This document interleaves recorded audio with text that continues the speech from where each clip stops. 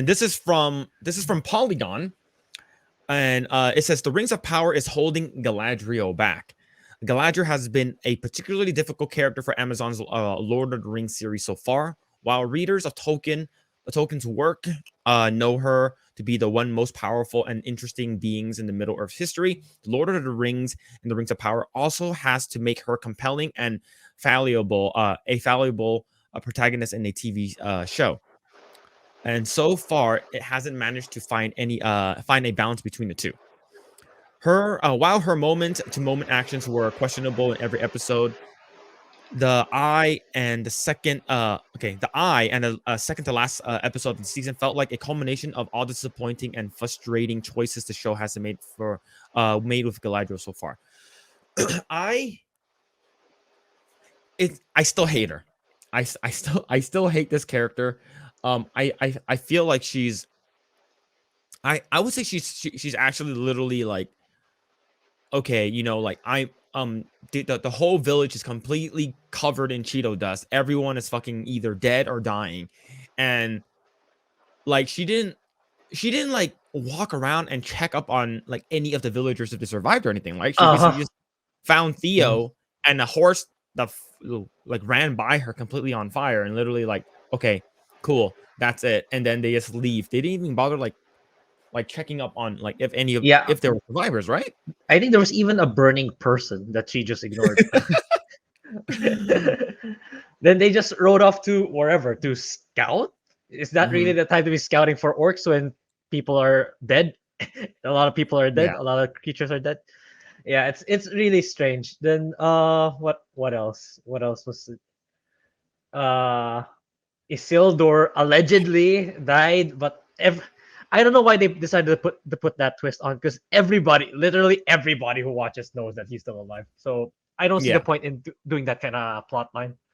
Then like I would say like they're trying to make a show cater towards normies. Like I would say they probably absolutely do not care about book readers, or hey, remember those 6 movies that came out like several years ago? Yeah, forget about that. We're gonna completely do our own shit, and that's how I feel like. Yeah, it's like, but I don't know. Isildur's really a huge critical character in the Lord of the Rings. Yeah. But anyway, burning. But in chat, burning person. Yeah, there was a burning person that she just no, screw you. You can burn. Nope, you're dead. See ya. Yeah, you're dead. but for some reason she's okay with Theo. Yeah. Yeah, it's oh man, like it's just there's so many things, especially in this episode, that I thought was just really bad. Man, was there anything in your area that you thought like, oh my god, this could be a lot better, or this could be done so much better? I don't know. Just her character is so unlikable. Yeah, yes, I agree. I don't care about the book readers. Yeah, true. I want to say everyone probably. Well, yeah, it's really Durin at this point who's carrying the show. Yeah, I would say so. Yeah, Disa is okay. Okay, I'm kind of fast forwarding. But let me go back to trying to okay, I'm checking my notes. Yeah, then apparently Muriel got blind. I don't know if that really happened in the books. Did she get blind because she was trying to help the villagers? According to what I know, Muriel wasn't even supposed to become queen. So I'm not sure. They're basically adding a bunch of shit in there now. Yeah, it's kind of weird. It's like don't tell everyone that I'm blind, but then she puts a blindfold on her eyes. Okay, not blind. Just in case you don't know that I'm blind. Just in case you don't know, okay? This will 100% show that I am blind.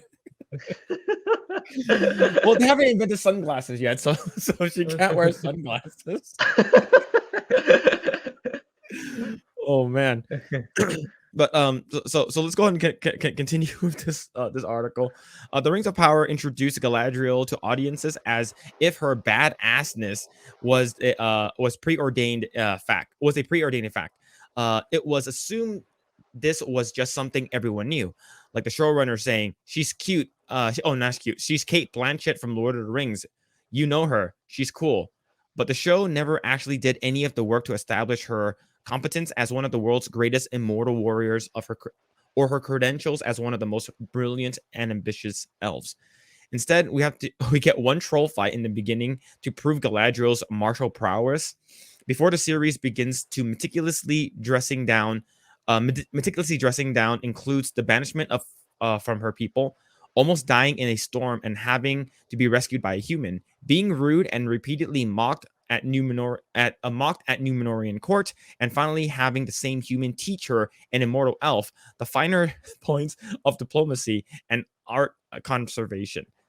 Art of conversation. Yeah, it's True. just like it's just not like she's not good. It's just this whole scene is just her like being, hey, I'm gonna teach Theo now. And for some reason, in my opinion, I think Theo and her have some kind of like sexual tension. I'm not sure. That's how I felt. That's how I felt like a couple episodes ago. But yeah, it's pretty bad, right? One of the things that is right about her righteous fury over Sauron, viewers that already know where the story is going know that Sauron is still out there and should be hunted. But because the show wants to hide his identity from the audience, it further undermines Galadriel's character without a single other success or victory to build her up. With the mystery of the sigil so easily solved in episode 3, it feels like Sauron's continued omission simply adds to her long list of mistakes. Yeah, and then just this whole episode, just her walking in this like ash-filled land, and we like we said in the last podcast, everyone should have died. Like there were that 100%. Like the mountain was Mount Doom was really, really close. And then for some reason in this episode, it's like really far all of a sudden. Like I'm not sure. It was just me. Like it feels like Mount Doom was really close the last episode, and all of a sudden it's really like literally like 30 miles away. Because if I'm gonna put it in the context in the Philippines, prior to COVID, there were signs of our volcano. It's because the Philippines is split into 3: Luzon, Visayas, and Mindanao. There was a volcano that erupted. The ash reached all the way to the capital. But the volcanoes, I'm not even sure if it's in Visayas or Mindanao, but the volcano was really, really far from the capital. And yet the ashes reached here in the capital. So imagine them that it actually erupted. Then allegedly all of them live. Yeah, like originally I was like, when I was watching it, I'm like, okay, cool. Like I guess maybe because she's an elf, she's she's super strong and she can take the damage or something. And then later on, you see a bunch of them just like leave the village. You're like, wow, nobody died. Yeah, right? Exactly. And then of course, then you jump forward later on into like when Theo is looking for his mom. And then he goes into the tent and you see like maybe 20 people at most, that's in that tent, and maybe like half of them are dead. So I'm like, okay, so a lot of people survived. Maybe a lot of people died in the village that they couldn't bring back, but it just seemed like a lot of people survived. And if this is supposed to be equivalent to like Mount Vesuvius in sort of relations to Pompeii, like you should be able to see like burnt like ash carcasses. I don't know, but holy crap, man! That volcano, charred bodies. Yeah. How but going back to what you said, how far was that volcano to where? I need to wait. Let me check. Because that's actually pretty crazy. Yeah, like hearing it happened right before the start of COVID. Okay. So it's like March, probably March. Am I even searching the right volcano? Yeah, because we have three major volcanoes. But the point is, it was so. It's very far from the capital. Way farther than how the show depicts how close Mount Doom is to where they are. Okay. A lot farther, like thousands and thousands of miles. But yet, it was just smoking. It didn't even erupt. It was just smoking. The ash of the smoke reached all the way to us. Like you can see the cars covered in ash. If you're the moment you go outside, it reaches that far. So point being, imagine that it actually erupted. It actually exploded. But yet they all the major characters somehow lived. it's I don't know. We don't know if Isildur makes it to that point where he cuts off Sauron's hand. We don't know. He could have died there. Yeah, They could have changed. He could have swapped them for someone else. Apparently, maybe Yeah, it's Galadriel now. I Maybe know. it's Yeah, Galadriel. maybe, but it's just let's continue. Yeah, She took on going a back horde to of that. Sorry, yeah, going back to the Theo scene. Is it? yeah.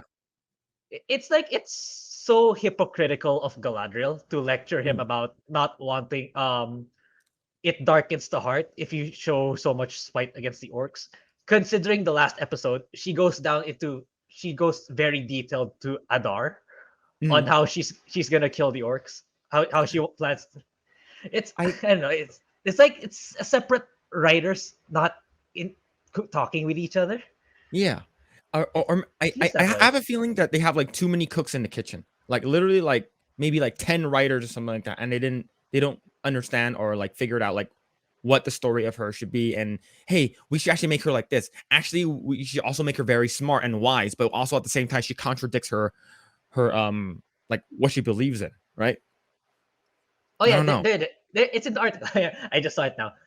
Who she threatened with genocide. Then she's lecturing Theo about not harboring anger in her heart.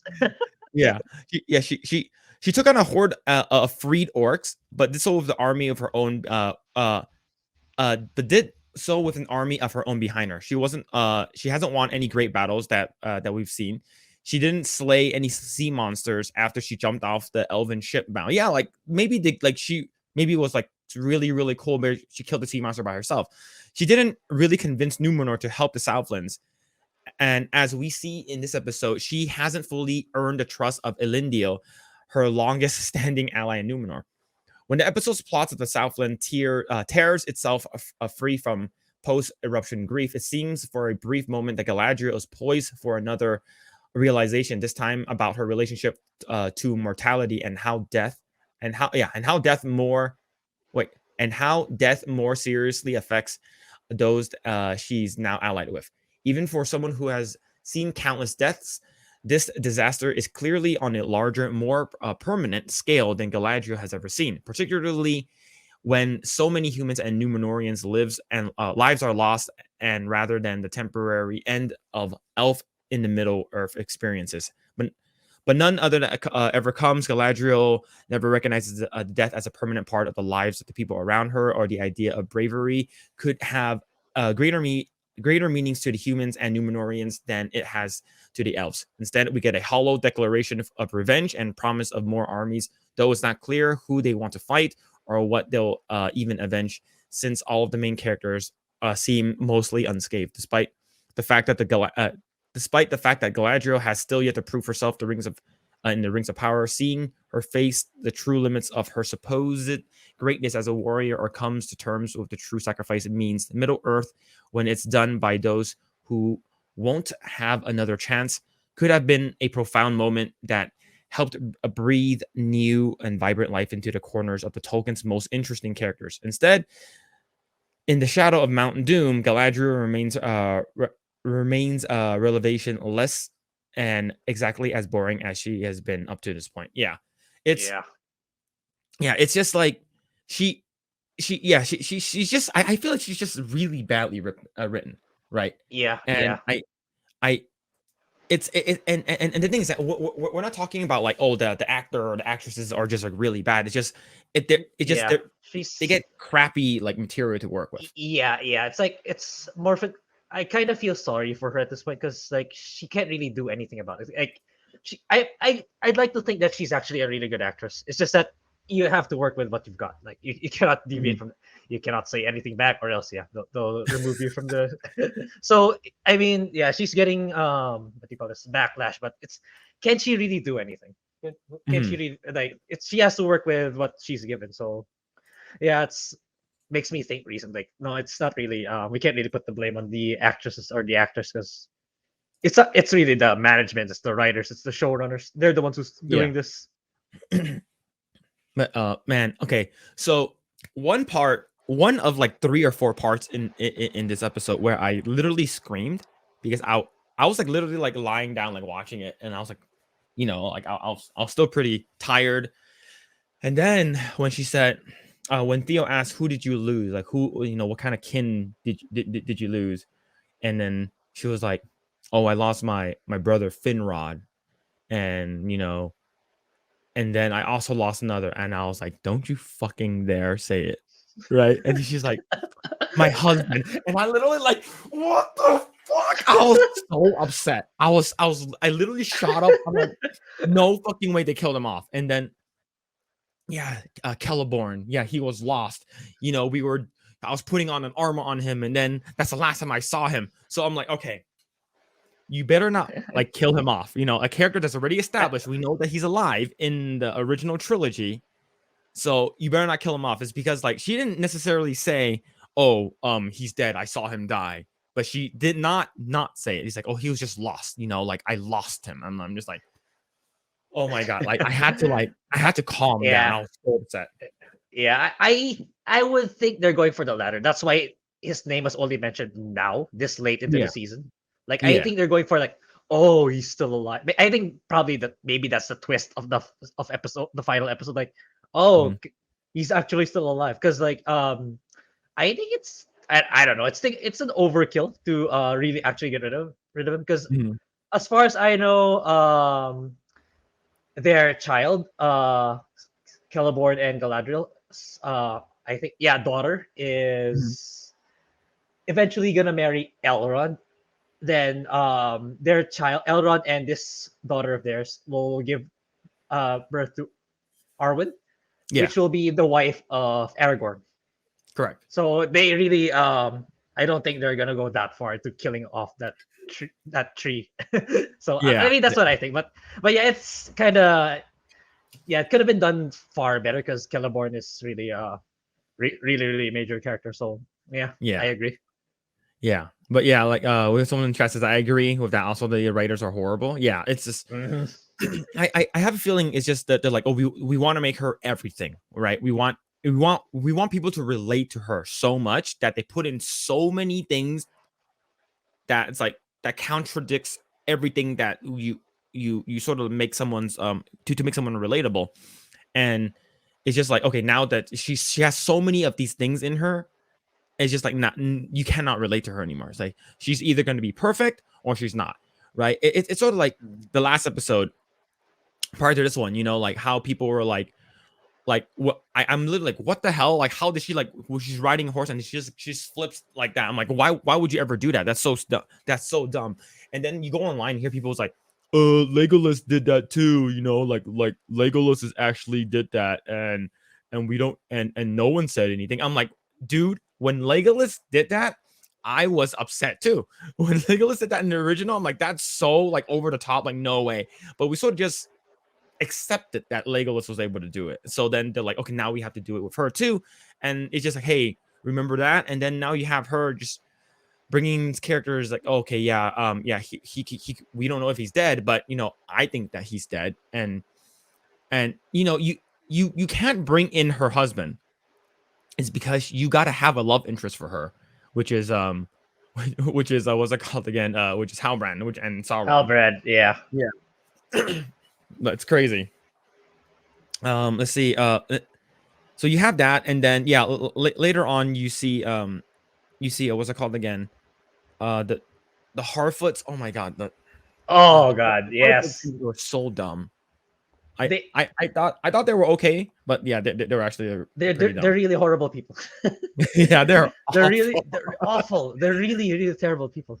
Yeah, it's the funny part is, okay, I'm gonna fast forward a tiny bit with regards to the Harfoots. No worries. Because I watched the review. It's like I laugh because they made a very good point.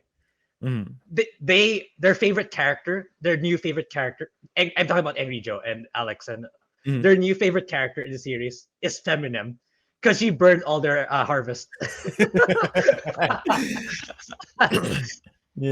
Feminem is amazing. Yeah, it's like because what is it? Mysterious Man, aka Gandalf, was trying to bring life to the trees so they could have food to eat. But just because one careless child Harfoot tries to go near, even though it's dangerous, and the branch nearly kills them, they let him go right away. It's not even his fault. It's not even he's even trying to help them. It's like, oh, we don't leave people behind. But then just one little infraction. Okay, off you go. Get out of here. It's really There's a song And that's saying, "Oh, we don't leave anyone behind," but they've been leaving behind like yeah, they're every branches chance they for a could long get, time. every chance they could get. And your story here, have an apple. Yeah, it's like for me, I like right away when I saw this other Harfoot which I've never seen before. I'm like the tree's gonna fall on her and kill her, isn't it? Or she's gonna get scared or something. I'm like, and of course the tree falls, and then when it comes down to it, like whose fault is it actually? I'm like, is it the little girl's fault? No. Is it Gandalf's fault? No. It's the parents' fault for like Yeah, allowing her to for like to escape their go grasp. near. Mhm. Exactly. And then you move forward, and the another part that I thought was so dumb was when Nori saw the I don't know what they're called, the seers or the oracles, or Feminim's group, Feminim and Yeah, her yeah. posse, and they're like, all right, cool, this is the tree that they were touching, and then this is the little plant. Okay, we're gonna go this way now. And then Nori, for God knows what reason, comes out and say, he's over there. Go that way. Why? I was like, why didn't you just keep your mouth shut? They obviously look evil. And then and you're all of a sudden surprised that all your like carts got like torched. It was Yeah. Yeah, it's like it's really all over the place. Mhm. But yeah, So apparently what's it everyone's called? favorite is feminine now. Yeah, the thing is that she's never even said a word. Maybe she doesn't talk. I don't know. But and then I would say I do agree. Like whenever like there's the sort of the character building between like Durin and Elrond and Disa, I think that's probably the strongest part of the show right now. It's Mhm. not saying much, is because like it's not too much that's happened, but you do know that what's it called again, like they're like, oh, can you help me with this to get these mithril, like we in return we'll Mhm. give you a bunch of shit. And then they're like, Mhm. no, right, we Yeah. don't want to do that. And then you have Disa talking to Durin, and then he's like, you should do it anyways, but he's the king, he's the will of the king and stuff like that. It's oh man, it's I would say that, like, what that was it the maple leaf was sort of like cursed, right? Or has the black like Yeah. veins on it. And then like when the I thought it was sort of stupid, but when the crystal, like he threw the crystal and it lands it right at the edge of the table next to the leaf, and all of a sudden the leaves like darkness goes away, and he's like, Mhm. he's starting to believe. And then it's like, and then it's funny is because he really really wants to help Elrond. And for Mhm. like I always forget that Durin is married with kids. And I'm always like, kiss Elrond already. God, just kiss him. God, you guys, your romance is so hardcore. Just kiss him already. And it's because he even told me, and I can't believe he said this, was like, like, I know that like I consider Elrond to be like my brother, like if me and him shared a womb or some shit like that. And I'm like, what? Of course, his father. You don't think your father will get mad if you said that? Yeah. And yeah, even that plot line is kind of broken already from this Mhm, episode, because we know what happened. Okay, I because the end is about the dwarves, so I'm gonna talk about the end of the episode a little bit. So yeah, it's because it's really they really forced to put Balrog here in this episode, because Balrog was supposed to make his appearance, or its appearance, in mhm. I could be wrong. Chat could correct me, in the third age, but this series is just the second age. So Balrog is way, way, way, way, way beyond from what these TV series. So I apparent, hated that, man. I yeah, that hated that that so much. that is that is one really mean leaf to awaken Balrog. Yeah, it's like, okay, One time. yeah, like I was talking to my wife, and I was like, I guarantee you that the leaf is gonna awaken the Balrog. And she's like, no, it won't. I'm like, yes, it will. Yes, it will. Leaf fucking falls like a billion miles all the way into like the fucking center of the earth, not hitting anything, and all of a sudden just falls to the ground and awakens the Balrog. And it's I what I hated was that you had the opportunity to awaken the Balrog many times over already, and it's like you're making so much noise. You're like banging Yeah, and like drilling and stuff like that into the freaking yeah, earth, and that does not awaken the Balrog. However, that one leaf awakens the Wickens. Balrog. That is one mean leaf. Yeah, I Yeah, love that. that's the thing. That's the thing. In the books, as per Alex from Angry Jojo, Mhm, the Balrog's awakening was caused by the greed of the dwarves because they mhm, went digging and digging and digging. Okay, let's get more. Let's get more mithril. Let's get more mithril. But mhm, in this case, it's like it's digging for the sake of saving the elves, not out of greed. And yet they're setting up the plot line to be, we don't wanna dig up, so go ahead and die. So it's kind of a far cry compared to the books. Like it's mhm, the build up the Balrog, it's well deserved. Unlike here, it's like mhm, they're not even digging. They're not even digging out of greed. They're not even digging to save a life, to save a race from mhm. extinction. Thanks for checking out this segment of the Project Eggroll podcast. If you like what we do here, please like, share, subscribe, hit the notification bell, and you will know next time when we go live. We do go live every Saturday at 8 p.m. Once again, we are just getting started. Tons of more video to come. Thanks, and we'll see you guys next time.